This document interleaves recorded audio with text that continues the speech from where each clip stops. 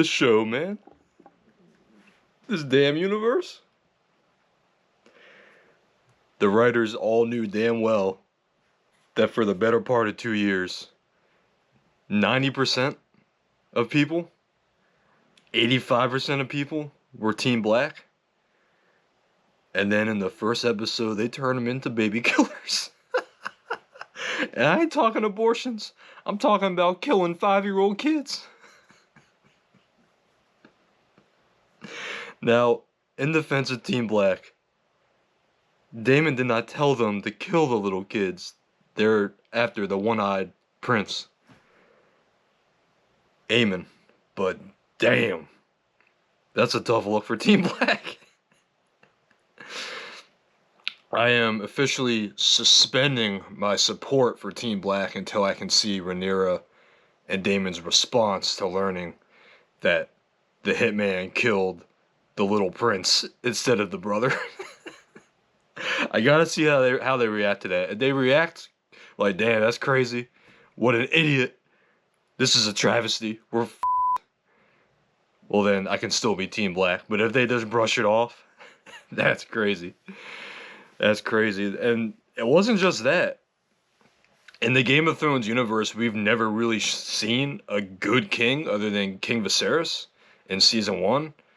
But homie had, I mean, he's a leopard. He was sick the entire show, so we never even really saw him do anything. I guess Joffrey's little brother was, he was good-hearted at least, but he was so young, like, he wasn't really doing anything either. It was really Cersei in charge. And they completely changed Aemon's character from season 1. He's, like, about it. He's in a good mood. I noticed that the lighting in all of the Hightower scenes was a complete 180 from last season. Like, all the scenes last season were really dark and moody, and like the King's Council scene was very lit up. Even the scenes in Otto's, y'all notice the man doesn't really have an apartment or a bedroom. It's just like a den. Like, they've never shown a bed in that room. He just like lives in a man cave. Even those scenes had like better lighting to set them, to kind of like set a different mood. So yeah, they knew that no one was messing with Team Green like that. So they completely flipped the script on us. Now Team Black are killing kids. And we've got a king who we're not supposed to like, but he's out here trying to give common people their goats back and paying them to create their weapons before the weapons are created. Like, this is the most kind-hearted king we've seen in Game of Thrones. In season 1, he was a dude out here raping girls, and he was a little bitch. Like, wow. I'm trying to think if I got any other instant reactions. Oh, I mean, when Rhaenyra came back to Dragonstone, I really enjoyed the new Dragonstone scenes.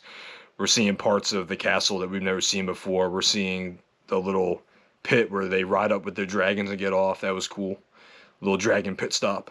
And in season 1, obviously, she was like the queen of peace, queen of being level-headed. And then she just rolls up and is like, I want Prince Aemon, and just walks away. And of course, Daemon's lipping his chops because he wants nothing more but to just start killing off Hightowers. And at first I misunderstood. All the names are so similar. At first I just assumed she wanted the king. Which is actually ironic because the two hitmen actually could have killed the king because him and his boys were just on the Iron Throne drunk and they walked right by him. And if they had like a bow and arrow, or they probably could have just walked up to him and just started stabbing him. Honestly, like, that's how unprotected they were. But no, they go into the innards of the Red Keep. And I know from trailers that Aemon's like in the rest of the season, at least part of it, because he's talking about how he wants to fight Daemon one-on-one. So I'm like, well, they're not gonna kill him. They're not gonna, unless it was ultimate trailer trickery. Which, with Game of Thrones, you can't rule out. But as it gets further in the scene, you're like, nah, they're not gonna find him. So they're just gonna die. Like, what's the point of this? And then you see them with the queen. and you're like, oh damn, they're gonna kill her. That's like, you know, she's a little special. She doesn't need. You can leave her alone. It's like that's messed up. And then it's like, no, even more messed up. We're gonna kill her little baby son. Bro. Fade to black. Wow.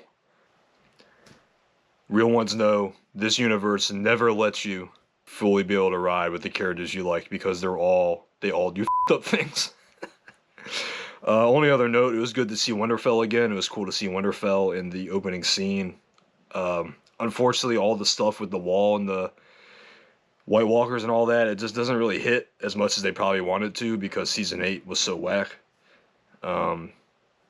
It's like the long night lasted one episode, so that doesn't really hit the way it could, unfortunately. But it was good to see. It looks like the Starks are probably going to be Team Black, which is nice. At first, when they showed Rhaenyra's older son, his name's escaping me. I'm terrible with the names in this show. I got the main characters down, but I'm like, we're already starting to have the Game of Thrones symptom where every season the kids like look like they're 10 years older because in reality they're going through puberty or they've gone from a teenager to a young adult in real life, so they all look way older than just the 1 or 2 years in between filming. I was like, I kind of recognize him, but I guess that's not. Oh wait, no, that is him. That is so. It's just the actor looks older. The one negative about House of Dragon compared to Game of Thrones to me is like all the sons on both sides are so young that there's just not a lot of like. There's going to be a lot of people doing the fighting for them because they're not really old enough to be warriors yet themselves. Versus in Game of Thrones, like all the main characters were of fighting age. Those are my instant reactions to episode 1. Let me know in the comments what you thought of that ending. Let me know when you saw it coming. And I can't wait for I can't wait for episode 2.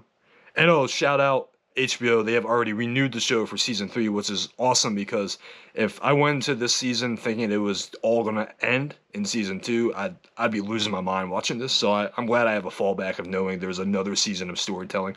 Also, I expected this episode, since it's only 8 episodes this season, I expected it to be hour and a half maybe opener. So the fact that it was really like 55 minutes was kind of surprising, but that's cool. Then I'm not gonna complain. Also, the new opening graphics, beautiful. I work in the video industry. I can't in a million years imagine what it took to create that opening sequence. And I'd be very surprised if it was AI with all the shit that Disney took for using AI for Secret Invasion graphics. So I'm pretty sure someone created that. So props to them. Very impressive. I'll see you guys next week.